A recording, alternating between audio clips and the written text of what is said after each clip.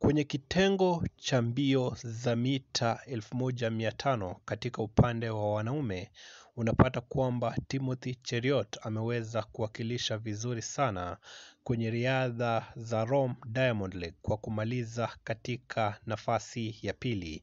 Na unapata kwamba ni rekodi yake nzuri zaidi ambayo ameweza kuweka. Na tukiachana na Timothy Cheruiyot, unapata kwamba katika mbio za mita 5000 katika upande wa wanadada, mwanadada kwa jina la Beatrice Chebet ameendeleza msururu wake wa matokeo mazuri zaidi kwa kumaliza kidedea katika mbio hizo za Rome Diamond League. Na sasa hivi Wakenya wanaendelea kumiminika mitandaoni wakimsifia Beatrice Chebet kwa juhudi zake. Sasa hivi macho yote yameweza kuangaziwa kwa Ferdinand Omanyala ambaye dakika chache sasa hivi atakuwa anajitosa ulingoni ili kumenyana na magwiji kadhaa kutokea ulimwenguni katika kung'ang'ania nafasi katika kitengo cha mbio za mita 100. Je, Omanyala ataweza kuwakilisha bendera ya Kenya inavyopaswa?